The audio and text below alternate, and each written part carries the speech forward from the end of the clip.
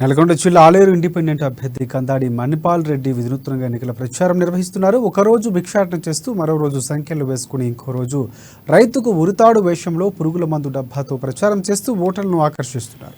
రాష్ట్రంలో రైతుల పరిస్థితులు దారుణంగా ఉన్నాయని, కంటి నిండా నిద్రలేని రాత్రులు గడుపుతున్నారంటూ మహిపాల్ రెడ్డి అన్నారు. ఇక రైతులు ఇప్పటికీ కూడా ఆత్మహత్యలు చేసుకుంటున్నారని, ఇందుకు ప్రభుత్వాలు కారణం కాదని మహిపాల్ రెడ్డి ప్రశ్నిస్తున్నారు. ప్రాజెక్టులు కట్టి మొత్తం లక్షల కోట్ల రూపాయలు దండుకున్నాడు. రైతులు 75 సంవత్సరాల నుంచి ఇంతవరకు ఏ రైతు కూడా అభివృద్ధి చెందలే. ఏ రైతు కూడా కనీసం కంటి నిండా నిద్ర లేదు.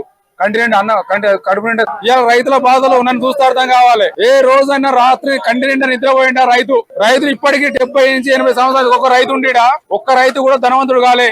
ఇలా పరిస్థితులు చూస్తుంటే రైతులు దయనీయంగా ఉన్నాయి. ఇలా రైతులు ఇప్పటికీ ఇంకా ఆత్మహత్యలు చేసుకుంటారంటే దీనికి కారణం ఎవరు? ప్రభుత్వ పాలకులు కాదా? ఇలాంటి దొంగ రాజకీయ నాయకులు ఎవరికి ప్రజలను కాదు, రైతులను మాత్రం తింటా ముస్తుండ్రు. ఇలా తింటందుకు తిండి లేక అన్నం పండించే రైతన్నకి ఇలా అన్నమే లేకుండా అయిపోయింది. ఈ రోజు చూస్తుంటే నిజంగా తెలంగాణలో రైతుల పేరు చెప్పి, ప్రాజెక్టుల పేరు చెప్పి ఎన్నో వేల కోట్ల రూపాయలు దండుకున్నటువంటి ప్రభుత్వం ఏదంటే దొంగ దళాకోర్ ప్రభుత్వం అంటే కేసీఆర్ ప్రభుత్వం.